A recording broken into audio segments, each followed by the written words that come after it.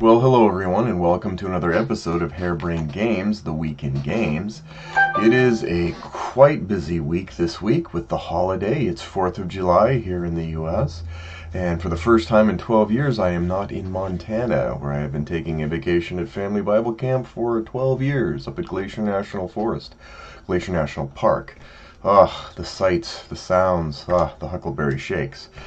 That is unfortunate, but that's okay. We're here. Sometimes you just miss a few fun things. It's definitely a time to play Liberty or Death, the coin game that was put out a few years ago by Robert McCammon. Robert McCammon? Anyway, that's what I'm going to be playing. But forget that. Let's get to the news.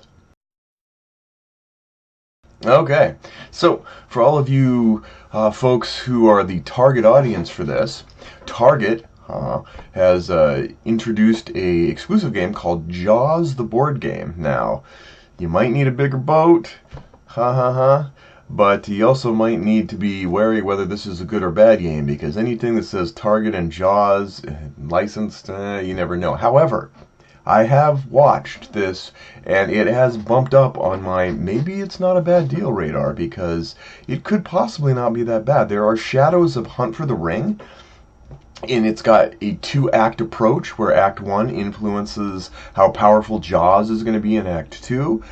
So it's not something I'm going to instantly throw away. Um, I'm actually going to go ahead and maybe probably pick it up and give it a shot. But it's Jaws the board game, so hey, sometimes you never know. On other news, Pandemic Rapid Response, in the same vein, was released at Target, and it is a real-time pandemic-like game. I have always been intrigued by real-time games. None of them have had that incredibly lasting value, where I'll play them for a few times, here a smattering of them. I've never found a real-time one that just was like the go-to game for the next 2 weeks for me, but at the same time I am amused and intrigued and will be checking that out. King Domino Duel releases later this year. Now, King Domino dominated the filler spot a few years ago. Uh, no, it's a filler. I played a few games of it. It was nice. It had glossy tiles. Life was good. I could see myself in the tile reflections. But as it is. This one actually, I think, is taking a roll and write approach, which is not up my alley at all. I don't know why. I wish I did. I just don't seem to get into roll and write games. And the other news, Arkham Horror Dead of Night expansion. Now, I had not been keeping abreast of Arkham Horror at all, because I misinformed myself about its ability to be entertaining at a low player count. It turns out I was wrong, that it actually is more than sufficient to play at a lower player count, and so I'm eyeing the base game on that for now, after which I'll probably pick up the expansion. I did, however, enjoy the Arkham Horror adventure card game, and so this seems like a no-brainer to me, so I'm going to go ahead and go down that road. But for those of you who are Arkham Horror fans, yes, there is a Dead of Night expansion I didn't know about in an entire line that I'm about to get involved in. So with that, let's get to my question of the week. Okay, here's a game question that came up in the regular circles. What game would you make into a movie if you could make it into a movie? Now, that's an interesting one because it narrows down quite a bit of the games, because they're already games based on movies. Anything Star Wars, anything Lord of the Rings. So I'm looking for unique or original games that I own that I think would make a great movie. Now, the obvious one is Merchants and Marauders. Because there's already Pirates of the Caribbean, which is the first one was already my ultimate favorite pirate movie. I don't know, I just love that first one a ton. So that's another one. Another one that I thought was interesting was Bunny Kingdom. If you can imagine sort of a whimsical Lord of the Briar kind of game with Bunny Kingdom, where you've got, different factions of bunnies and their expanding territory and conflicts and almost fiefdom-like play.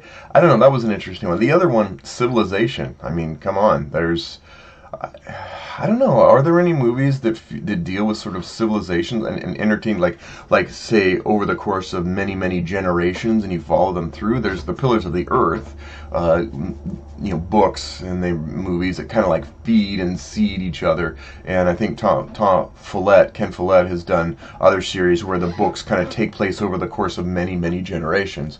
But Civilization might be an interesting one. One that was intriguing that I thought would be really crazy would be Spirit Island. that could be sort of the horror vibe, or it could be just sort of an adventure, reversed Indiana Jones kind of thing, where you're the island keeping away invaders. And finally, Space Cadets.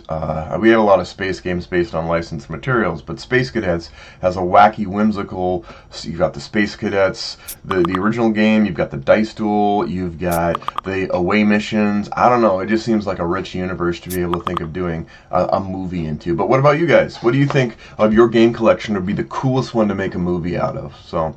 And that is where we get into our 3 games of the week.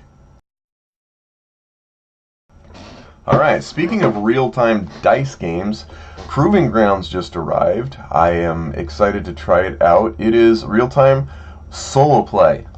That's right, solo game, real-time play. Now, one of the drawbacks of this, for people picking it up, is that they did not ship with the correct enemy cards. The enemy cards are intentionally more difficult than they were meant to be.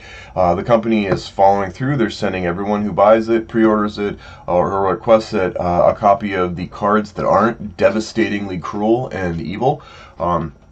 I did try it out, and I'll probably be doing a review of it, but I want to wait until I get the amended cards, because it was brutal. Next we have, oh Lord, Star Wars Outer Rim. This is a game of swashbuckling in space, so to speak, and I have enjoyed it, and I will be doing a review of it. It plays great 1, 2, 3, 4. It just does. I will save the rest of my comments for the review. And finally, after years and years, Seventh Continent has arrived to grace me, and so I've got all the cards finally set up the way I want to. A little bit confusing at first, because it did come with the expansion and all that. Plus, I didn't remember much about it, because I ordered it like a year and a half ago, and it's been just kind of a Keystone Caper comedy of errors to finally get it to my door. But it did arrive, and now I can pump iron. All is well. And with that, let's get to Tim. Are you full of crap? Okay, going down the list alphabetically in my games, I came to Ascension. Ascension is a deck building game that I absolutely despise. I don't like the art, I don't like the smell, I don't like the way it plays. I rated it a 1. Was I full of it? I went back to it. Matter of fact, I have 2 copies. I have 1 copy. Why do I have 2 copies of a game rated a 1? Because people bought me gifts. Well, it wasn't Monopoly, and it wasn't Catan. Anyway, I went back and I sort of looked at it again, because maybe I was in a bad mood that year, and I decided maybe it's not, because honestly, I stand alone in this. Even people who don't necessarily like it still think, man, it's a decent game. I don't know why I don't like it. I just never liked it. I didn't like the way it played. I didn't like the way it smelled. I hated the artwork, blah, blah, blah, blah, blah. And, anyway, I looked back and I thought, why do I hate this game? And I realized I don't know why. I think Robin Williams once said, we all have a little spark of madness. We mustn't waste it. Well, I have a little spark of madness, and I think I'm taking it out in this game. I don't want to make a lifestyle of being negative, but sometimes I just digress into the advances of madness and go, I really don't like playing this game. I don't like anything about this game. I'm not enjoying myself. Therefore, off it goes. I will probably be getting rid of one of my copies eventually. I don't know. But would I rate it a 1? I would rate it personally a 1 for me, but I recognize that overall the game is probably a 6 or 7, and then some people really like it and would rate it higher. So I was probably not full of crap on a personal level, but definitely I am not by any means indicative of the general response that people have to Ascension, the deck building game. And that's it. That's what we have for this week. I thank you for joining in. I always appreciate all of you, and appreciate my crude videos and my low budget attempts to yammer on about board gaming. So thank you all, and we'll see you next time on Harebrained Games.